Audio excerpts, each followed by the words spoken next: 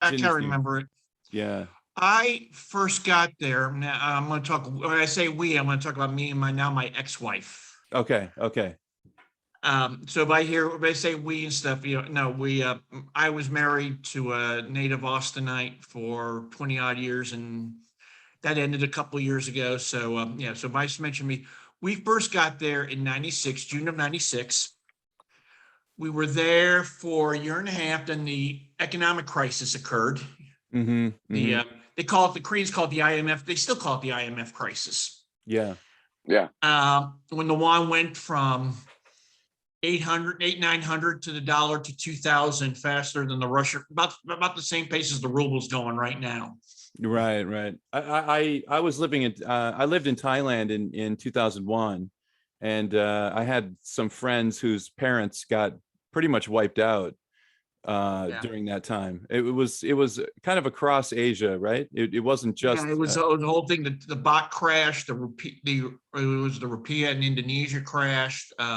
About the only one that didn't crash was, I think, there was the ringgit in Malaysia. But the interesting thing was, if you stuck it out, unlike us, interest rates were, for the 3-year note, the Korean 3-year, which is their baseline T-bill, was at 30%. You got 30% for 3 years. Yeah. Wow. I remember that. I mean, I remember hearing about that, where if you stuck it out, if you could have stuck it out, you would have made a mint if you put your money in the right place. Especially if you know how they have the two renting styles, the Chunsei and the Walsei. If you took a Chunsei and then put that in the bank for 2 years, I mean, forget about it.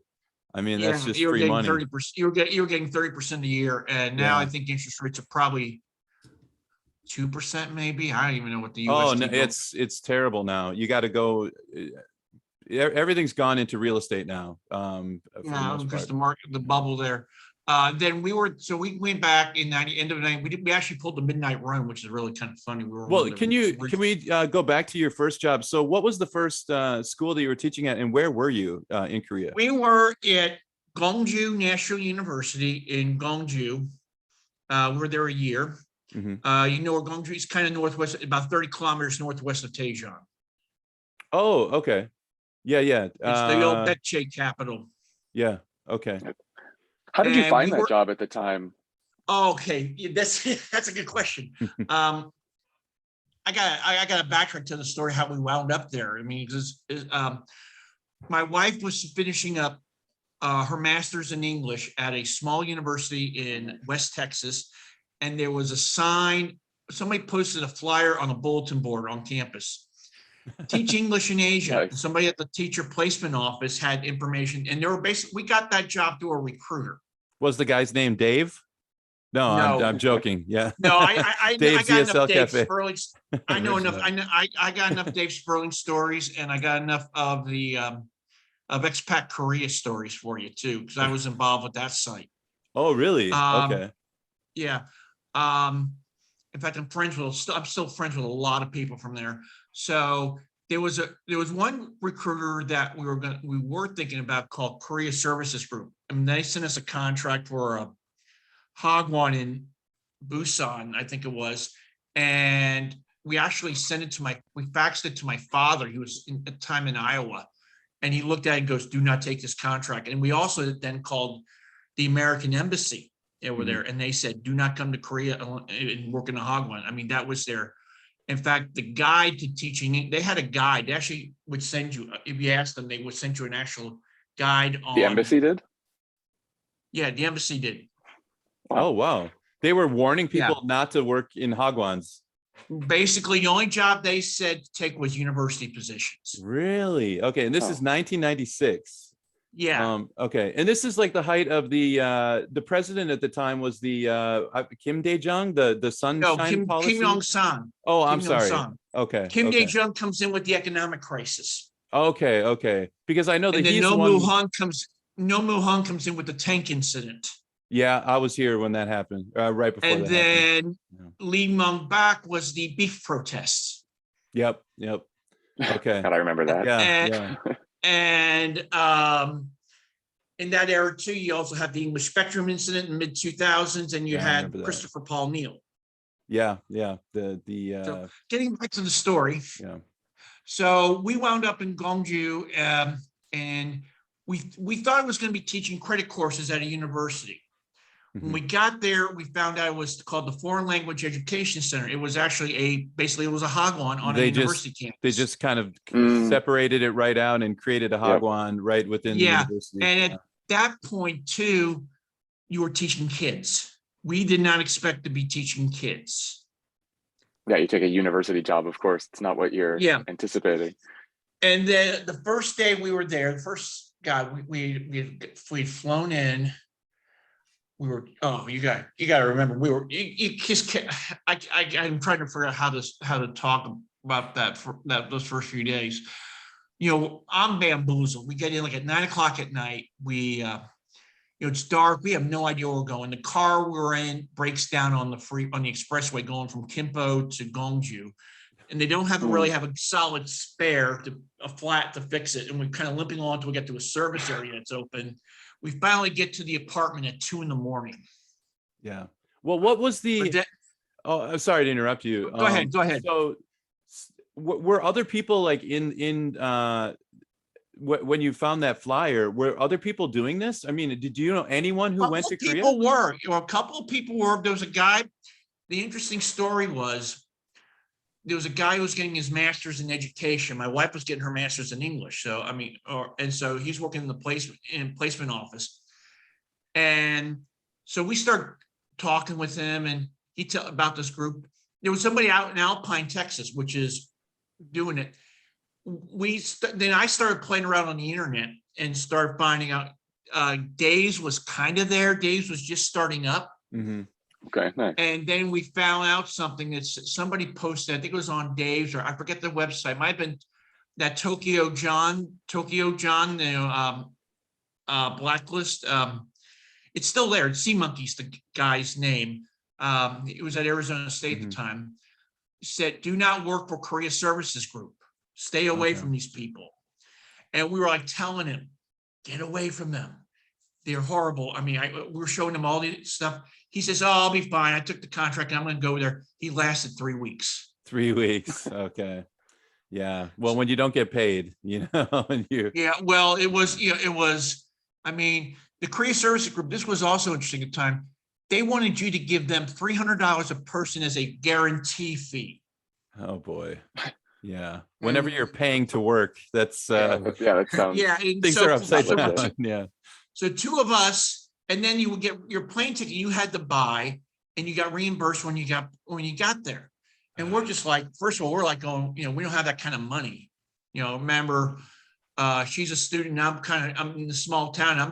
I'm actually doing research for the Census Bureau as a part-time job. Mm-hmm. And so Rebecca, my wife, found another recruiter named Better Resource out of LA. Korea Services Group was out of Portland. Mm-hmm. And we got with them, and then we actually talked to teachers at the school. They didn't tell us it was a hagwon, though. I mean, the term I call it unigwon. Does everybody know what unigwon means? Unigwon, yeah, a university, but it's structured like a hagwon. Yeah. And we kind of knew something was up when the director says, and he's a professor somewhere. He goes, do not think of your students as your students. Think of them as your clients. You mean make everybody happy? Yeah. And we're just kind of going, uh-oh. Yeah. But so that was about a 2.5-hour bus ride from Seoul. Yeah. Now, sorry to interrupt you again, but go ahead. Just interrupt me all the time. Okay. I'll ramble for days. What was the when you first got there in '96? Like, what was the infrastructure like? Like right now, I consider we have Seoul has a wonderful subway system. The freeway system is it's well taken care of, and it goes everywhere. It sounds like at that time maybe it was a little bit different. Was it a little bit? Yeah, it was. The highways, we basically had, I'm going to kick back here a little bit here. Oh, no problem. The highways were, you basically had your Seoul Busan Highway 1. Mm-hmm. You had another one that at Daejeon split off and went down to Jeollanam-do. You had one little freeway that went from Seoul to Incheon. And you had one that ran from Daegu to Gwangju. Mhm. That was basically your input. Seoul subway was 4 lines. Line 5 was being built. Wow, we got 4 lines. Now there's Yeah. something like 20. I don't know. Yeah. And in fact, now now you can take an expressway down through Gwangju. When I left there in 2014, yeah, you could actually take. There was actually to get to Seoul from Gwangju, you took like a 2-lane road up to Cheonan, and then you got on the expressway, and then it got you. It was about, I want to say about 120, 130 kilometers, and it took about 2.5 hours. Okay, because I live in I live in Pyeongtaek, which is not far from Cheonan, and I mean, essentially right now, like Gyeonggi-do is just a giant suburb that connects Seoul all the way to Cheonan. Now, I'm imagining in '96 there was a lot of farmland in between. Line 1 stopped at Suwon. Right. Okay. It actually became the Korean National Railroad at Seoul Station. Line 1 was actually about this long in reality. You looked at the map. It basically was Seoul Station to Cheongami. Okay. You ran Seoul Station as Jongno, Jonggak, Jongno Samga, Jongno Oga, and a couple more, but it also ran up to Uijeonbu. But again, it was considered like a co-rail line at the time.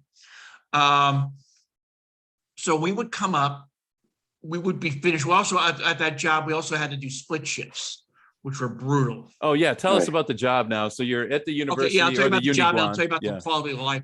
Yeah. We would work the classic split shifts where you had class. I had a 7 a.m. class, and by the end of so you worked like 8 to 10, then you came back and you worked like 4 to 8. We were only contracted for 20 hours a week. Okay. You had some students in the morning, and then around 10 o'clock, Rebecca had housewives. Oh, okay. Yeah. And those housewives treated her amazing. I mean, those housewives were just amazing for us. Mm-hmm. They become kind of like your Korean moms, like helping you out with stuff. Oh God, yes. Oh, the stuff they did for us was amazing. Nice. Then you come back, you had 2 or 3 kids classes at 4, 5, and 6. Yeah, that's the tough part right there. Those kids, I am not a kid person. We never had kids. Like I joke, I have something worse than kids. I have cats. Yeah. So that's I think teaching kids is a lot like wrangling cats in my experience. It is. I hated it. I absolutely hated it. And I actually have a high school teaching certification in Texas, but I rarely used it. But back to, so you had students, adults, and you got done about 8 o'clock was your latest. You were finished by 8 o'clock. Mm-hmm. And so you got home, and a lot of weekends we would run out the door, and we weren't that far from the bus terminal. Like on Friday nights, we'd jump on the bus and head to Seoul. Okay. On Friday, many weekends, there was just not a lot in Gwangju at the time. I'm sure. Yeah, actually, I'm curious. Was there much of like, how many foreigners were working with you at that? I mean, so it was you and your wife, of course. At the time, when we got there were 2 guys. In fact, I'm still friends on Facebook with one of them. And then we had somebody else. We wound up at our school. I think we wound up with Rebecca and I, Tom and Mike. There was Mary Jane. There was like 4 or 5 of us. Then they tried to expand it, and by the following March, they had like added a couple more because Tom and Mike left, and then we left in June. They also had a campus up in Yesan. Was that more or less like the expat community in where you were? That's a good question. There was a junior community college. I call it a junior college, community college, whatever you want to call it. In there, we knew somebody who worked there. We met somebody there. She had an apartment that was the size. I mean, it's almost the size of the house I'm living in now. Big old place. Not a thing anymore. And there were Hagwon teachers around. She was on the other Gwangju. Gwangju. I forget the name of the river runs through the middle of it. We were on the north side of the river, and Deirdre and those guys were all on the south side of the river. And so Deirdre knew people from walking around. That's where the downtown was on the other side of the river. There wasn't much on the north side of the river at the time. And Deirdre was kind of the social director. And so she'd get parties and stuff. We wound up spending a lot of time at her house, doing a lot with the Hagwon teachers. In fact, what's interesting about Deidre is I still hear from her occasionally. She actually is now a performer. She's produced some recording. You ever heard the Dr. Demento show? Am I starting to date myself? Kind of like Weird Al stuff. That's where Weird Al got started. Yeah, right. I'm a big Weird Al fan. So. She's kind of done stuff like she's like that. And she still plays. I think she came through here right before the pandemic, and I was going to get with her, and I never did. She organized things, but yeah, there was. I can't tell you many Hagwon teachers we helped get out of Seoul, get out of town. You can't imagine how many I helped do midnight runs with. So when you said you were warned by the embassy to not work Hagwon jobs, and you didn't do it, but you talked to a lot of people who were working Hagwon jobs, do you think that warning was legit? Yeah, was that warranted? Working a hot job? Absolutely. And what's funny is I still follow a lot of things on Facebook, and Dave's message board is dead. I mean, it's been dead now for 4 or 5 years. But I still see stuff on Facebook, like the legal office for foreign teachers group on Facebook. I still see stuff that on that site that people that I would have seen 25 years ago. It's still happening. Yeah. Not paid. I knew I was one time. A woman was sick, and the director is like, "You have to come in. You have to give me 2 days notice if you're going to be sick." And she came. So nice thing was, with that break, I was able to, if somebody needs something, we could just run over to their place, the other side, or a bunch of things. And I remember one time, one girl, director came in and took a swing at her. Really? And I was there. Lord. Oh my God. That's and crazy. So and then there's other stories about, and this I hope this still doesn't happen. I knew a story where some people, they were like, maybe they're really overweight, and they get off the plane and there's supposed to be somebody there, and then they see what they look like, and they just run. They just split, huh? Oh, Yeah. Don't pick them up. Yeah, Don't that's pick 'em up. cold. That's cold. That was cold. That's happened a couple of times. Yeah. I've heard people being fired for being too fat and too ugly. I mean, that was one thing, although I haven't heard of cases of people being fired or anything because of that. It is still interesting how in Korea, when you're applying for jobs, they often ask for a picture. That was something that was very surprising when I came here. Yeah. What's interesting is I teach EFL at a community college here in Raleigh. And in fact, this just a couple of weeks ago, I was doing something about resumes. Yeah, because one of the units was about getting a job.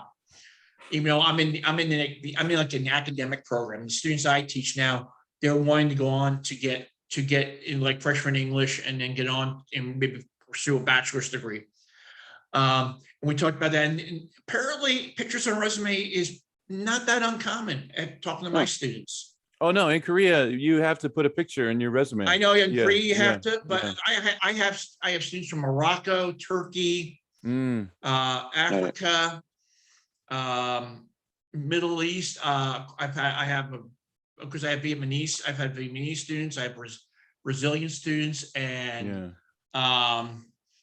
it's it's common. But yeah, the picture on the resume. And I tell my students that about pictures on the resume, and they're like, "You don't have it," and they're like, "What?" And they can't believe it. I mean, it's like, yeah, you can't do that here. And we talked about like interview questions about what's asked there. We were always asked about why don't you have kids? We were married at the time about 3 years. Yeah, that's an inappropriate question, you know? And then there's Yeah, also the religion questions that you get Yeah. asked still yeah. and stuff. So it's, yeah, I so don't think that really happens I so saw a much lot of stuff. now here for that these days, but in the past, definitely a lot more. Do we So still, Jack, do we still have to send pictures on I think resumes? they Is that do. still a Yeah, thing? I think that's still a thing, but I think they're like things are changing Yeah, slowly, definitely. but They've been surely. talking Yeah, about that for 15 years. I remember reading yeah, about that like in the early 2000s. yeah. So And Chuck. Oh, sorry. I was going to tell you Yeah. during that time, we must have taken so many people to the airport. With nice things, we're having that 6 hour break with only the bus trip to Seoul being 2 hours. I'd say, okay, meet me at the bus station at 10 o'clock. We jump on a bus, get up to Seoul.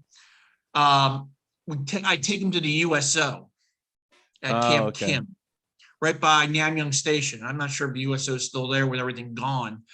And there was a travel agent there. And as a foreigner, even as if you're not military, you were still able to get on to use the USO, get him a ticket, Oh, nice. then get him out, get him into a cab, and send him to Kimpo. So you and And then your I jump ex, on a way. bus and then I jump back on a bus and be back for my 4 o'clock class. you basically had an underground railroad of Oh yeah, from Gongju, yeah. you know, within Korea. I mean, I think that you know, those midnight runs have actually forced those Hagwons to behave you know, better in later years, you know, because I'm still seeing some problems. The big problem I'm yeah. seeing now, and you guys probably know more.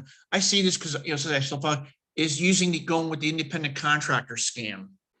Yeah, that you can avoid that one. You have to be careful. Yeah, it really That's the comes one I down see to now. yeah, That's the yeah. one I see now. I do see Mhm. some. I have read still some firing horror stories, but the independent contractor one is the one if I was writing something and I actually when I got back, I actually tried to write something and I don't know what happened. And I said, that's the big one to watch out for because the key is about that one's the health insurance. Right, it puts you outside of the Mm, in a NHIC. right. different category that right, that takes away that you don't get the same rights as somebody who's There actually was a story, and I tell the story. This was like 2008. You might have heard about this guy named Bill Capone. I don't know if you were in Korea at the time. no. He was a very popular guy. Apparently, he wound up had to be about 2008. Yeah, because we were living in Haebongchon. And he got a job, and they didn't realize he was on an independent contractor, and there was an accident, bad fire in his house, Mhm. and he actually eventually dies like about a month later, Oh, God. Oh my and God. they get to the hospital, and then the mother comes over from wherever it was, Canada or US, and the hospital presents her with like a huge bill. And they're like, well, why don't you have health insurance? They didn't realize that because he was an independent contractor, he was not on the health insurance. Wow. That's terrible. And So tragic. Yeah. I still talk to people. I'm like, make sure of that because I'll never get sick. Yeah, that's the 20 something attitude, you know. I Yeah. think we've all So probably been there, but yeah. yeah. So that's that's the one thing I still see that goes on. I do see I still read a lot about 11th month firings. That was common then. Yeah. Well, let me Um, if we Go ahead. could jump back like to your time just in the Yeah. 90s when you were here. How were you perceived by you know, Korean people at that time? Oh God, I hated it. Oh, really? I was Were you like I'm 6'4". okay, well, I'm 6'8", so Yeah. I know I feel your pain. I'm skinny. I was skinny at the time, and I actually had more hair than I did now. And yeah, out there in Gongju, it was a lot of this, Okay. a lot Uh, of, A and my lot of people wife, pointing at you. yeah, and then Rebecca, she was, she was not the thin model type. Okay, I mean, she was, I don't want to say the right word, but she definitely had a pear-shaped body. right. Okay. Okay, and Korean women were like, people, the perception of that was like she had curly brown hair. Yeah. And that just totally went against any, the Koreans and the young blonde females were the classic. There's still one, it's still the desired teacher over there.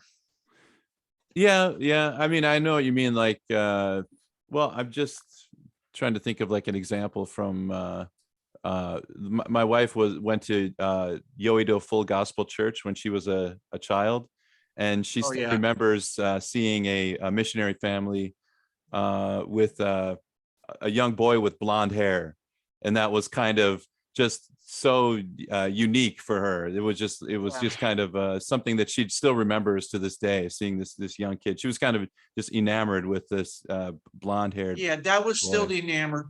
The other big thing there's a lot of things. I'll get you on this. What do we do? I bet you're gonna say, what do we do for entertainment? Oh yeah, absolutely. We were gonna get there. Yeah. You're gonna get there because I was lucky. First of all, the ladies in the ladies class, our apartment just had a bed, basic furniture and stuff. The ladies in the ladies class got us a TV and a VCR. Right. Nice.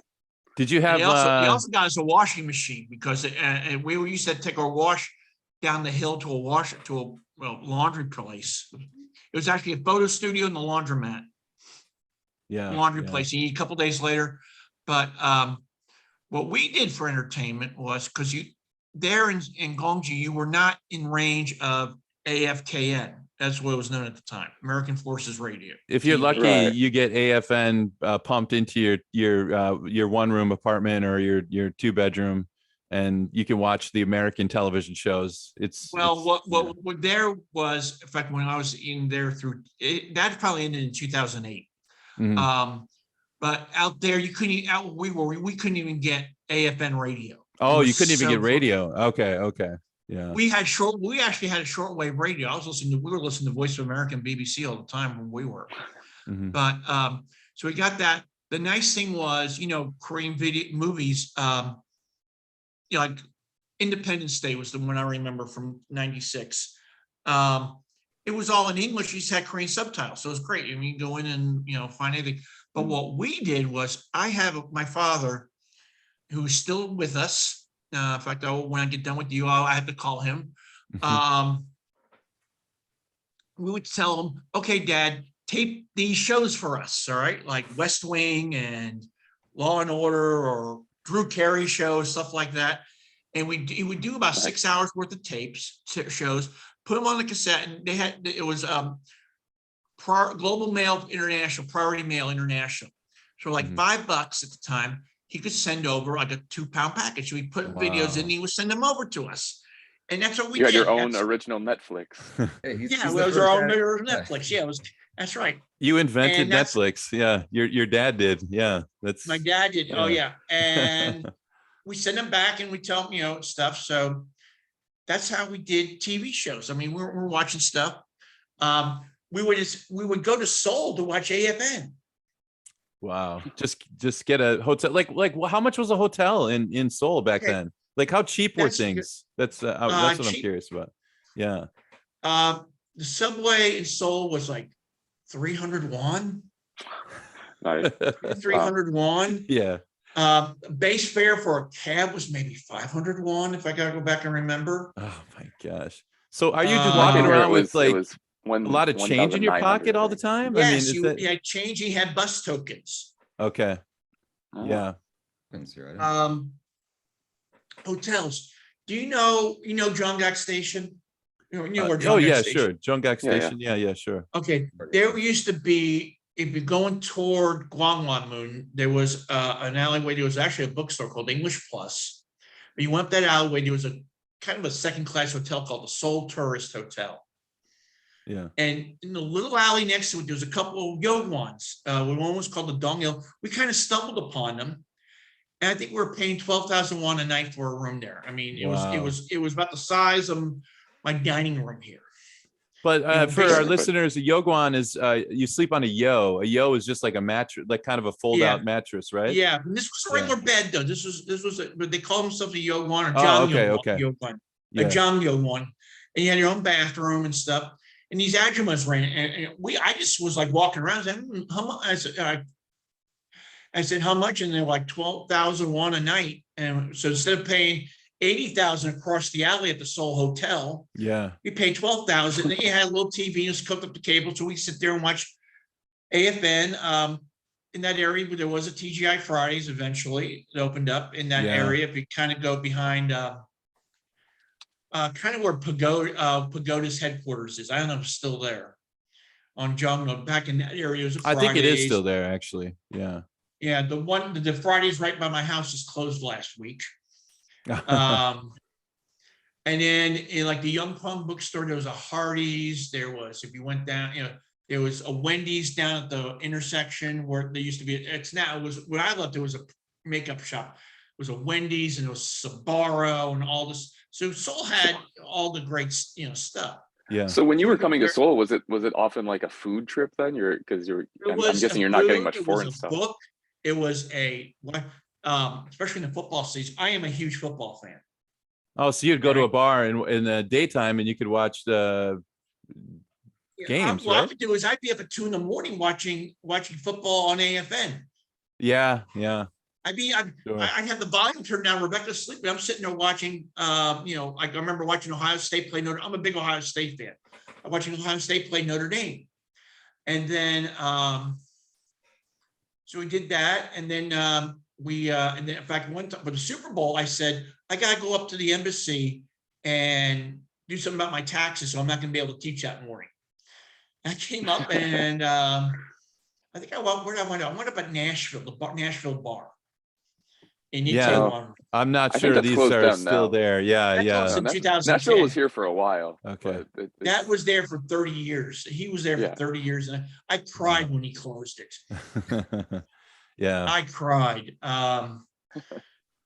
But he was a GI. He was an old GI who was married to a Korean. That's where you got the best steaks. The best steaks in Korea were at Nashville. Yeah. They had shish kebabs. They had, I forget what the cost was. Maybe 15,000 for a steak. Then I really don't remember. Yeah, sure. That hotel cost us 12,001 a night. The bus fare was for the Excellent Express, I think maybe 4,000. Wow. Yeah. Can I ask you a really quick question? And I hope it's not too personal, but what was the pay package like back then for your? We were making. I don't mind this at all. 1.3. We were making 1.3 million a month.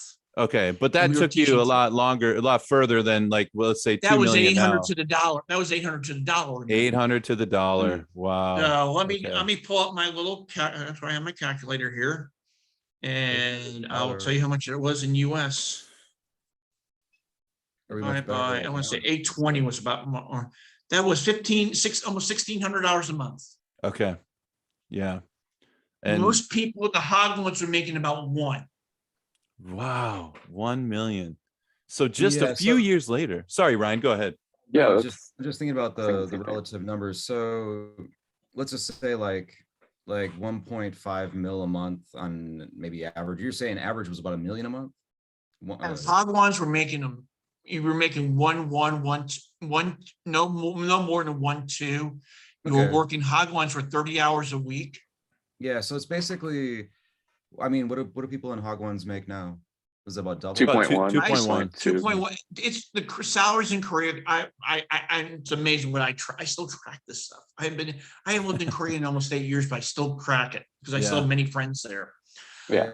Salaries have not changed since about 2002. That's right. So they went up so quickly until 2002 then, because you were only here in 96 and then that's a quick jump and then flat. In fact, when I left, I was making over almost 3.5 at Kookman. I was at Kookman University when I left. Mm-hmm. I was making 3.5, and Rebecca was actually working for Oxford University Press. She was making about 5. Oh wow, you guys were crushing it then at that time. Yeah, but we didn't save a lot. We spent like, oh man, we lived high off the hog. Easy to do. So getting back, so we were like for books, we'd go to, there was no Amazon. So you went to Kyobo bookstore. Sure. But you could order a book that you wanted. They'll find it for you, right? They'll get it for you if there's Yeah, something. but you had, so Kyobo had like the best, there was 3 bookstores in that area. There was Kyobo in the basement of that building. They had a huge Western books and magazines every day. I think I paid 8,001 for an issue copy of Sports Illustrated. Much to your wife's chagrin, I bet. Yeah, you forget about Playboy or anything, but yeah. Or Yeah. books. Yeah, we would spend on a weekend for books. About once a month, we'd probably spend 70,000 Wow. time just on books. Yeah. And then so we did that. There was Ochiro, there was like, was it? There was Yangpong, which was in Jonggak Station. Then there was another one down the street, and I forget I want to say Ochiro. There was another one at Ochiro, I can't pronounce it, line 2. You know what I'm talking about? You're right there by Latte. The green line. By the Latte department store and Latte Hotel. There's all these bookstores around, and yeah, so you did that. So that's where we got our books, and of course, at least in even in Gwangju, there was PC box. So I mean, we could go there and watch some of stat stuff. Our students thought it was kind of funny that we were going to a PC box because they think of it for something else. Well, back then they were just smoke filled. If I remember right, it's just yeah, it was a different scene than what it is now. What about Itaewon? Did you spend some time in Itaewon? Itaewon, my favorite. I'd be remiss if we didn't mention Itaewon. So I gotta mention Itaewon. It's changed a lot since when I got here to now. Oh man, Itaewon is so different now. Yeah. It's so different. What I saw between 1996 and 2014, I miss the old Itaewon. Right. The old Itaewon really was. The Koreans were scared of it. I had students tell me. Yeah, I've heard stories. They were scared about Itaewon. You could buy like knockoff goods. Like I would have to, I lived in Shanghai before I came to Raleigh, and you could buy knockoffs. Mm-hmm. I could get like a starter coat that ran here $150. I get it for $30. And I had friends say, "Get me that and then ship it, and I'll pay you for it." Yeah. So you had that. The bars, Soul Pub. It was Soul Pub. I remember that. What about Gecko's Tavern? Was Gecko's there at that time? Gecko's was there. Okay. I didn't go there that much. Hollywood, which was next to the Hamilton. Yeah, I remember. I know Hollywood. I spent quite a few nights there. Different iterations. There was the original reggae pub. Yeah, I never went to that one, but I heard about it. There was actually 2 iterations of the reggae pub.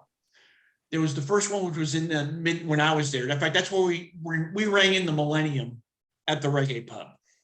Yeah. Nice. Yeah. So here's my question: is like, since you were here in the 1990s, you're 96 up to 2014. I mean, was it really the Wild West? I mean, was it how was it crazier back then? Qualitatively. Or if it was, maybe it wasn't. So. I'm not sure Wild West is the best description. It was just everything was kind of free flowing. I mean, expats, the biggest thing I saw was the biggest change I saw over the years was when we first got there, us expats, we really helped each other. Mm-hmm. Dave's ESL Cafe, the message board was very different. We helped each. We tried to form a community. Mm-hmm. And people helped each other because there was word of mouth. You didn't have cell phones. I mean, we used to buy to call back to the States. I'd go buy a magnetic card for 10,000 won, stick it in the card phone. Same for me. Yeah. 10 minutes. I did that. And for 10 minutes, and that's how we call it. And we didn't have in fact, a foreigner had to put down like a 300,000 won deposit if he wanted to get a landline then. Mm-hmm. Yeah. And which bars to hang out with, hang out at, like, where are the foreigners it's a speakeasy. It's all word of mouth. Like, it was E21. It was basically Soul Pub, Nashville, the reggae pub, maybe Gecko's. That's, because you were kind of intermixing with the GIs. Right.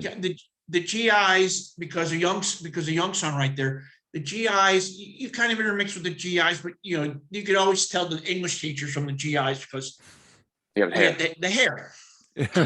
Right, facial Yep. hair. So yeah, yeah. The hair, and then Yeah. you know, people like me who was, you know, I was at the time, I was um we got to Korea. I was 33. Okay. Yeah. I was 33. And we'd been married about 3 years when we got there. So um, you know, Hooker Hill was very much there. Yeah, yeah. You The know, top of the Polly's Kettle and all those places. right, right. I Yeah. hear they're gone. I hear Polly's is gone at the top of the hill, and there's actually some nicer hotels there. Yeah, they've really cleaned Rocky it up. Mountain Tavern came in probably the late 90s, Yep. Canadian-owned bar. Yeah, Yep. I know that place. They did Baby- stand-up comedy for a while. Three Alley Pub. Did you ever spend Oh any yeah, time so there? I know. I knew place Al. owned I knew Al. Mhm. Or you know what I'm talking about? It was a Like little right at Nooksakyong Station. That might actually still be there. just a little bit north of Nooksakyong as you're going up toward Like, where the Just kimchi at the station, pots like are. really close to the station. Yeah, really there's- close. I think that place is still there. That place was Yeah, it at was least the owned by last time Korea. I Got a was lot in. of used books. Yeah, And small little then, hole in the wall place, right? Yeah, about about the Yeah. size of my living room. Yeah, I think that place is at least last time I was And in Nooksakyong. Phillies, I never went to Phillies till about 2006, but Phillies, I knew one of the owners of Phillies, one of the iterations of Phillies, but Phillies was there in the mid 90s, but we never got the Haebong Chong. Haebong Chong for us, we didn't get the Haebong Chong until about 2006 when we moved over there. Right, right. Can I ask about Yeah. I'm curious to hear how like infrastructure and things have changed, because I mean even just when I arrived in 2007 compared to now, like Korea's, I mean it was already pretty modern as a country. You know, there was fast internet in most places and things like Oh, that, but God. it's changed a lot, and at that time it was like it was a weird mixture of modern and not modern, I guess. I don't know how to In how to fact, say it. let me talk So about the go internet. back 10 years from there, I can Yeah, only go assume back. that it was. Okay, internet. First of all, at our apartment, we would go to a computer lab on campus, cross campus.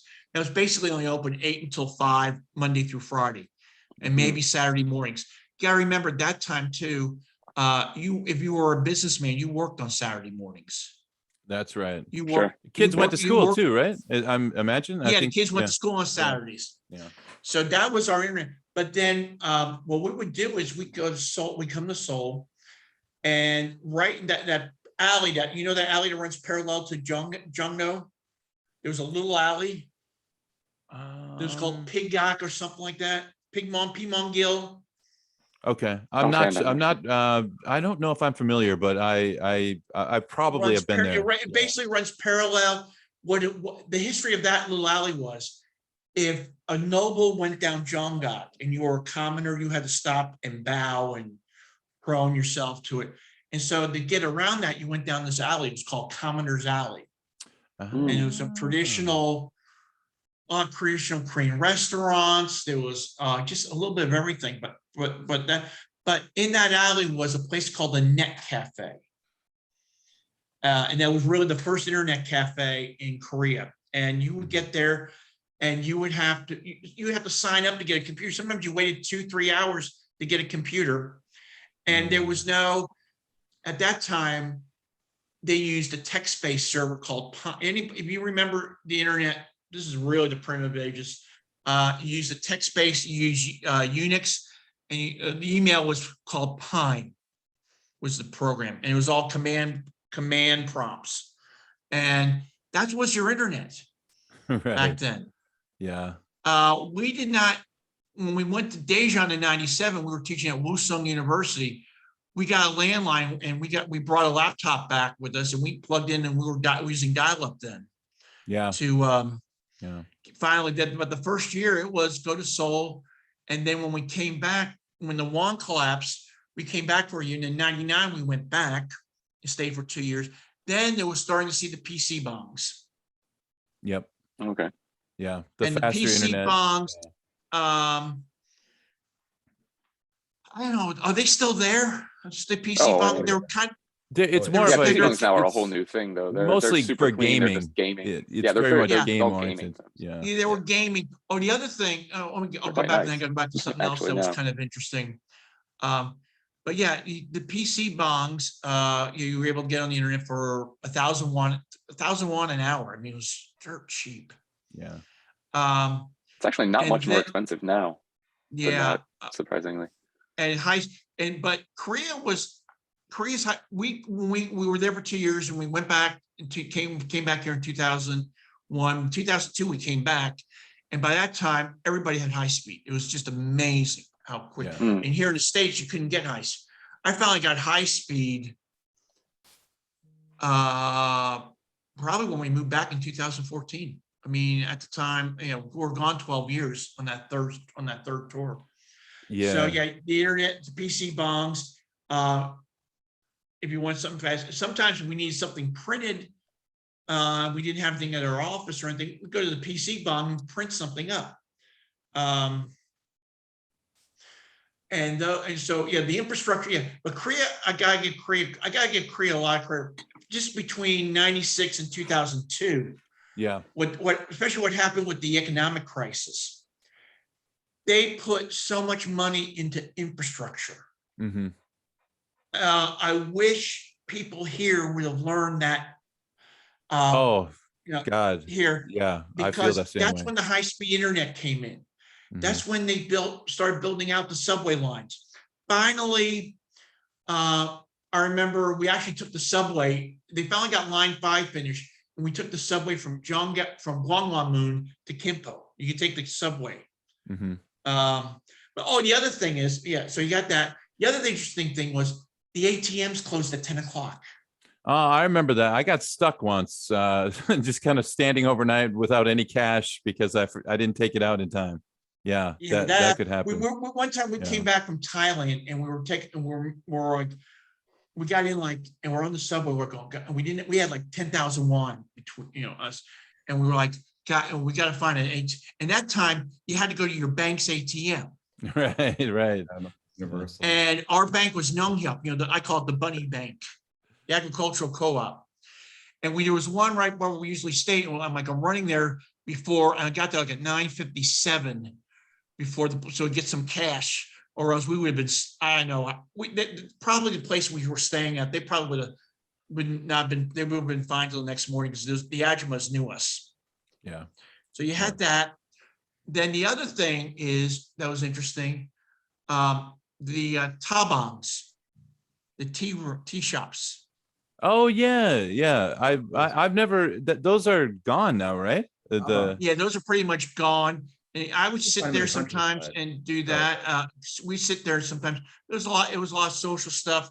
It wasn't like with Starbucks or Coffee Bean or anything else. Granger, what do you do? Come here. But the Starbucks has kind of killed those things, right? I mean that's Starbucks, yeah. Coffee Bean, Angel in Us, and a bunch of those. Mm-hmm. They killed those. But yeah, I remember one. There was one called Will Wait. No, that was Alpine. But there was like the CNN coffee shop. Yeah, right. There was also one that was, there was one that was the Showgirls. Remember that horrible movie, Showgirls? Joel, with Esther Elizabeth House. Birthfoot? Yeah, sure. Yeah. Yeah, the guy who did what did he do? He directed Basic Instinct. That's Total right. Recall and I forgot but his he name. did Showgirls with Elizabeth Berkley. Mhm. And it was that movie got basically an X rating. And I remember there was the Showgirls coffee shop. Some of the names, And, some of the naming with the movie conventions are picture. some of the naming conventions here are still, when it comes to English, are still pretty funny. Last night, I was with some friends and we were just going through, now we're with apps on our phones looking for a restaurant to order. And I found a place called, in English, they use the English name for the title, Beef Loves Salmon. That's the name of the restaurant. There was one in Gwangju. I Love it. remember it was like an eel place. Surf and someplace. turf. It was called Stubborn Broiled Village. And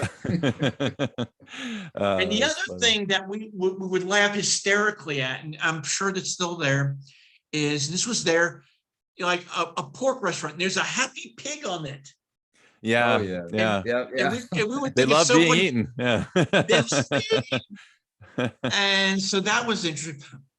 So the other thing that was really interesting that kind of died out by the time I left was the black market stores for food.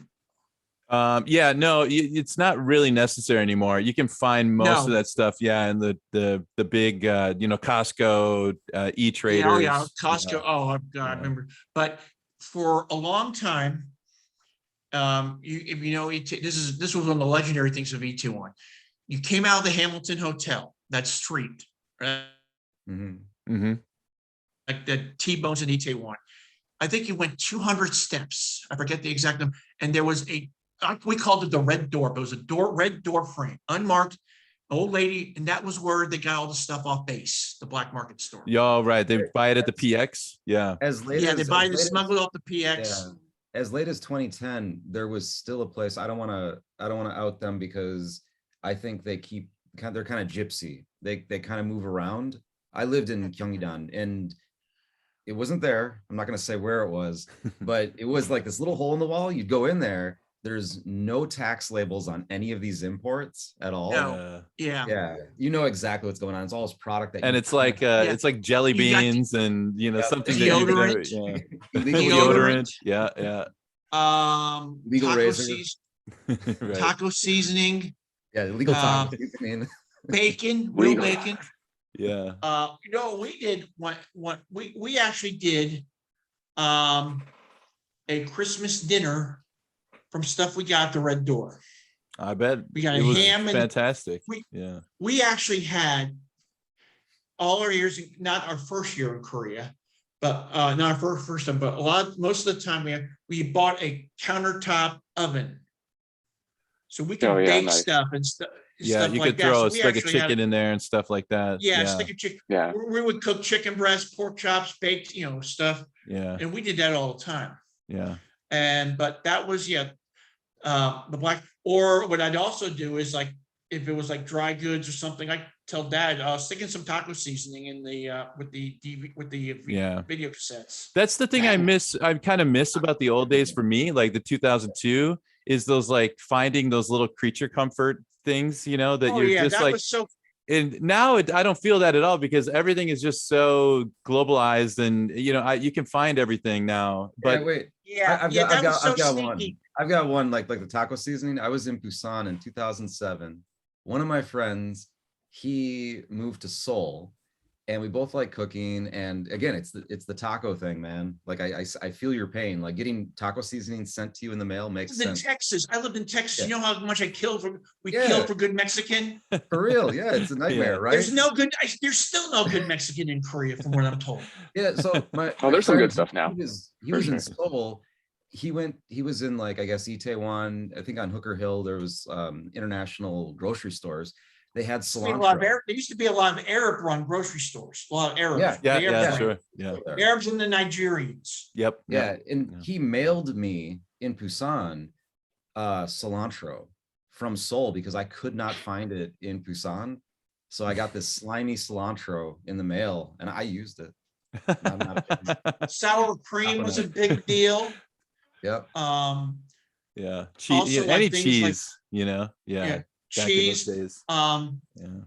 And the other thing was like medicine, like if you wanted Sudafed or Oh, remember NyQuil, that sort of stuff. Yeah. Imodium. Right. Yeah. Right. Yeah. Yeah, For the long bus rides, Yeah. Yeah. Oh yeah. Or if you had dumplings, I knew so many people who got sick of a bad mandu. Well, that was actually quite a scandal, I think, back in those days. In the early 2000s, there was a mandu scandal where they were using rotten materials inside the mandu, and people were getting violently ill.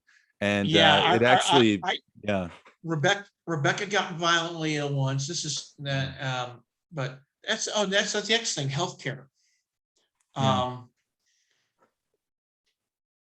Absolutely. So We're if we, lucky- as we kind of come towards the end of the Yeah, interview. it's 8 o'clock. But it's this, I could go on all night. Well, we could too. No, I want to watch. I got to call my father in a few minutes. Sure. I got to check in with dear old dad. If I ask you one question here, what's the most profound thing that you took away from your experience in Korea? Like what do you think had the most impact on you? That's a good question. I think the ability to survive and adapt. Mm-hmm. Unlike the military they were so fortunate. They had everything there. You know, you got on base. It's a little You America. could get on Yeah. base. I was able to get on base occasionally because I was in a running club, the Soul Flyers, and there was a lot of military people. In the latter years I was there, I got on base a lot. But yeah, you had to figure it out on your own. And then also the community, what's really changed, I thought, was the expat community in terms of like, you say what you want about Dave's ESL Cafe, and then you can do a whole program on that. Mm-hmm. And the message boards, which I've actually kicked around trying to do an oral history of, so I still know a lot of people from those days. Mm-hmm. We helped each other on Dave. Somebody posted, well, what do I need to do? Like things like how to do taxes, American taxes. Mm-hmm. There was none of this stuff, not having the internet like it is now. That's how we helped each other. Dave's was a real big, in fact, we would have in the early 2000s, we had Dave's parties. Oh, We'd organize, you know, okay, let's go meet at this bar in Itaewon on this night at this time, or home day. And that's how we got to know each other. Yeah. And so that camaraderie of kind of going through this difficult transition together, you know, you make some really close friendships that way. I'm still, in fact, the person that connected me with you guys, Cedarbow. Yeah. I talked to him on Twitter. We're Twitter friends. Her. Sorry. Yeah. Sorry. I knew her back in '98. She was in Daegu, but she posted on Dave's. That's how we knew each other. Mm-hmm. And we've maintained this contact, what, now 25 years. She's gotten her, she was doing something for Fulbright. We were in Gyeongju, you know, the old Sheila capital. She was in Daegu. She invited us to parties and stuff. And that's how we've known each other now 25 years. And now she's now going through when she's married, her husband, and getting her PhD at UCLA and all the stuff she's been through. Now she's on a tenure track position down there in Busan. She was over at Indiana University until this year. Very cool. I mean, it's gotten it's almost too easy now. You know what I mean? It is too easy. It was so hard back then. Yeah.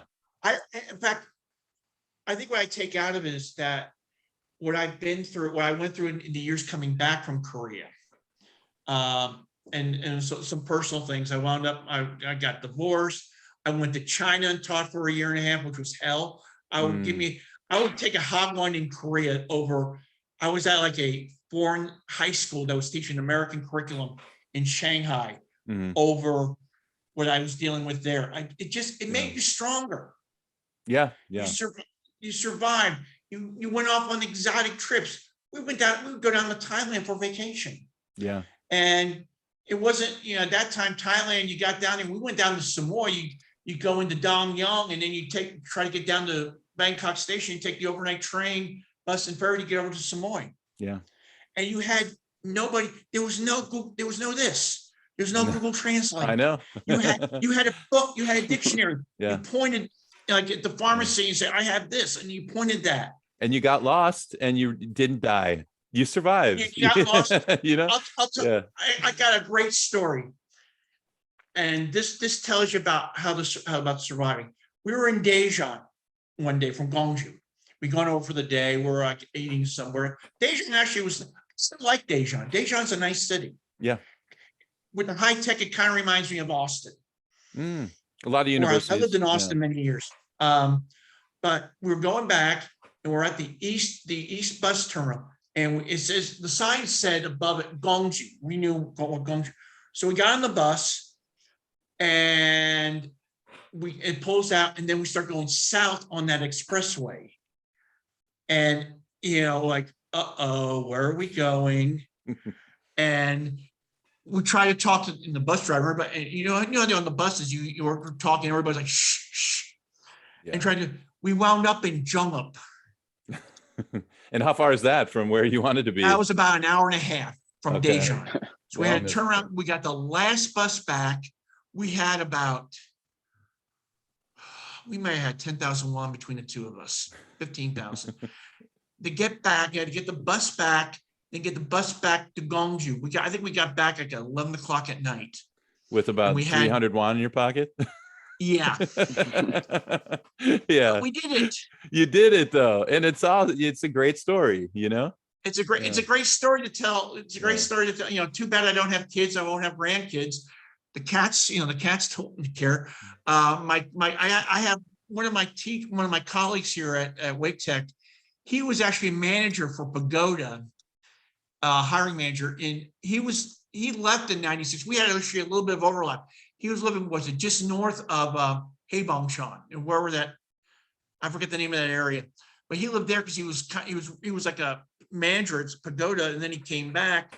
And what's funny also is two of my three office mates also taught in Korea at one point. One of them taught for Gepik or Epic, wherever it's called down south. And he was there like in 2012, 2014. And the other woman, Mina, she got her PhD in international education. She was helping set up some sort of program at a school in Busan. The stories I'm showing them, like I found a screenshot of the old Expat Korea website, which I was involved with. Yeah. Okay. Kind of the anti-Daves. Yeah. And I was one of the moderators on that. And I would tell them all that. I'm telling them about the tank incident, the beef protest, or Christopher Paul Neal. I knew the woman who actually turned him in. Wow. That's you can amazing. still find the video on YouTube. She's now like a speech therapist in Canada. She has a kid.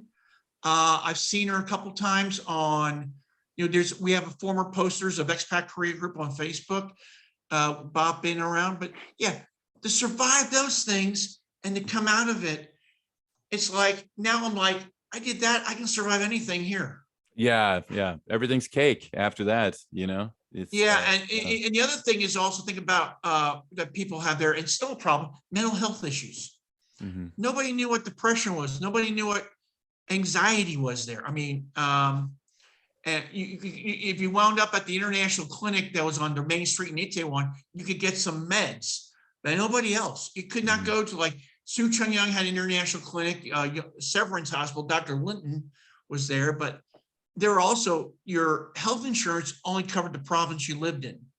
Oh, okay. So we were down in Gyeongnam-do. What was it? Cheongnam-do. I get them all mixed.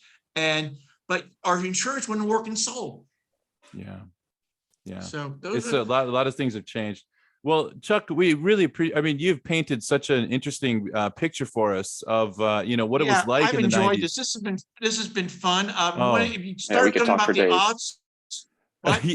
Yeah, we could probably do a whole series, probably a whole other episode just about the early 2000s. Because I was there for World Cup. That's when I arrived. I was just I went to 12 matches in the 2002 World Cup. Very cool. Koreans didn't want to go. There were so many tickets available. Yeah. I wound up going to the opening match. That's incredible. That was an incredible time. Yeah. I was at Korea, Italy. Oh man. That was a huge, and I'm a referee. I still referee. I don't referee as much. I still referee, and I've broken down that game to so many people from a referee standpoint. And then that's kind of leads into about the tank incident, because that happened during World Cup, and then it gets blown up in September. Well, if you're game, we would love to contact you again, and we could do this. We could schedule another conversation. Yeah, let's do something. I don't do much on Saturday nights. I just sit here and watch basketball. Well, it was. That's a really good idea. I mean, this was like, Chuck, I really appreciate your stories. This has been really like fun and I think enlightening. Like, if you would be cool with it, it'd be nice if you could come back and we could bring like some targeted questions, like something that's a little Yeah, bit that'd more be like, great. it's That'd be it's very, great. very Just broad, when, but when, you can be more when the specific. podcast runs, send me the link because my department head wants to see it. Oh, absolutely. I'll be in I told my department head, I said, I'm recording a podcast this week, and he was kind of cool about it. I got Oh, a awesome. great department head Nice. here. I gotta say one thing here about, I got one of the greatest, I mean, I'm in a community college. I was adjunct. I'm now full-time temp. I'm knocking on wood that it'll make me full-time permanent.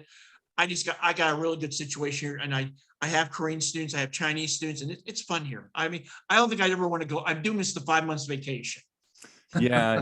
I mean, the three Always of noticed us that. are we're pretty much diehard, ESL lovers as well. Like we love teaching English, and so we It's kind of funny. I don't understand have where you're any. I coming don't have from. any formal academic background in it. I have a master's in poli sci and history, and I have a Texas Secondary Social Studies teaching certificate. I just learned it all on the fly. Yeah. But I mean that you have the the intuition, the experience of living overseas. I mean that all Yeah. informs your Yeah. ability to do the job. So absolutely. My office mates are giving me all this pedagogical stuff, and I'm just kind of going, huh? I just know it. I just do Yeah. it. Yeah. Well, All right. I appreciate your time. I got to call dear old dad. Man, Carolina's problem. beating Duke Caroline's beating Duke at this is interesting. It's going to be an interesting finish. I'm just going to say goodbye to our listeners here. To everybody out there, thank you so much for tuning into the podcast. And, you can go to our website, thesoulpatch.com, if you want to listen to the episode, or you could also watch it on YouTube. If you have the funds, you can hit that Patreon button. And we will catch you next week at the Patch. Thank you, everybody. Have a great week. Bye-bye. Have a good day.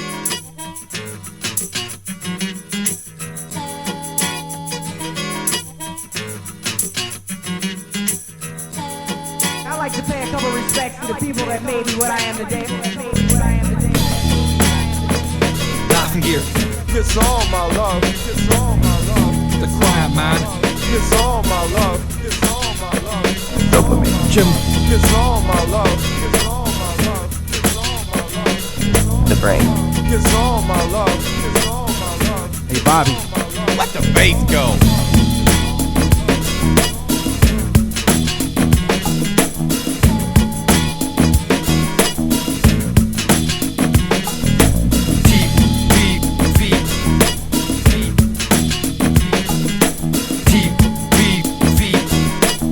Call me an eater, call me a domino.